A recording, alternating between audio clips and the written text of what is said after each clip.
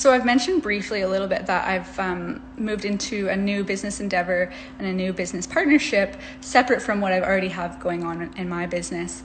I've mentioned that recently. I haven't gone into details. I'm still not going to go into details yet because it's in the works and I want it to be a surprise. But what I do want to share is the process of inquiry that I went through in order to get really, really, really clear about what my next venture was going to be.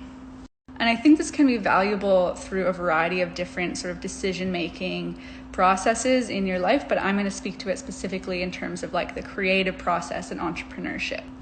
So the first thing to distinguish is, there's a whole bunch of things that you probably can do. Like for me, I had ideas about creating a course on the art of cock worship. I had a bunch of different course ideas.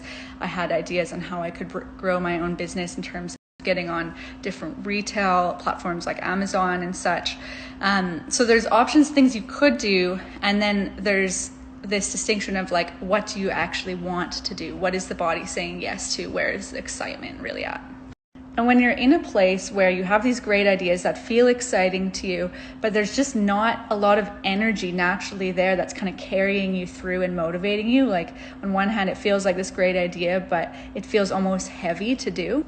I've found that that's often an indication that there's things in the project that you are a genuine yes to, but there's something or multiple things that you're actually a no to. So there's a confliction and you haven't gotten specific enough yet. So I find it really useful to go through this inquiry of like combing through really specifically certain aspects about the project or the decision, whatever it is that you're facing, in terms of figuring out what is it that you're a yes to and what is it that you're a no to. And you can do that by first also asking the body, okay, what is yes? And you notice how that feels in the body. And then you go, okay, what is no? And you notice how that feels in the body. And then you apply that line of inquiry to the thing that you're looking at, and you get as specific as you can. So for me, with looking at all these different ideas and opportunities that were arising for me, it was like, okay, what am I a yes for? What is yes? Okay, I'm a yes for sort of the administrative back end of things. I'm a yes for delegating. I'm a yes for overseeing systems and making sure everything runs smoothly. I'm a yes for like sort of overall leadership and vision. I'm a no for more social media marketing. Like that just feels kind of heavy. I'm a no for taking on more creative writing projects. I'm a no for being the face again of this next business. I kind of just want to be more in the back end of things this time around. And so you'll notice like those are things that I have loved, and I love them in other contexts. Like of course I love creative writing. Of course I love sort of being the face of my brand to an extent. When something new is coming through, it doesn't mean that you immediately need to be a yes to all of these things that have previously aligned. Like it's really about, again, feeling into the body, like what am I a yes to right now? What feels uplifting and what am I a no to? And trusting that.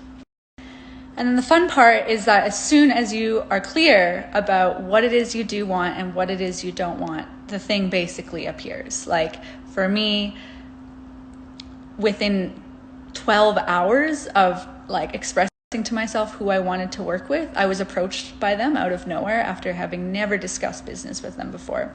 And within the next week, as I got clearer and clearer and clearer, it was a full go ahead with this new sort of business idea I had. So for those of you who made it through that whole thread, congratulations. And if you have any more questions about what I'm referring to, feel free to drop them right here and I'll try and answer them for you.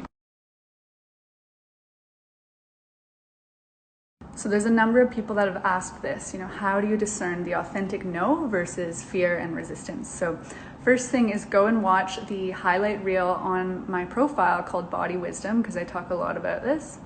My second thing, but I tend to find like if you're experiencing this big fear contraction around something, like it's okay for that to be a no. We don't have to push through fear. We don't have to push through resistance. In fact, that can create more nervous system freak out. So, there's this fear that you're going to not do something out of fear. And I feel like that's kind of been perpetuated by this personal development craze in our world, of like, you've always got to push through the fear. You've got to push through resistance, like overcome everything, da, da, da. And honestly, honestly, like, we live in a fucking society of freaked out nervous systems. That's not how I want to live my life. There's a way in which that you can take baby steps in things without being in big nervous system freak out. So if you are feeling that big contraction, even if it is fear and resistance, it's okay to honor it. It's okay to create more safety for yourself. It's okay, and in fact, I think that when we're willing to honor that no, even if it is fear and resistance, that is when the way starts to clear in a way that feels good. So this person is saying that they get visions in their meditations, but then the energy feels like it shuts down when they try and form an offering around it.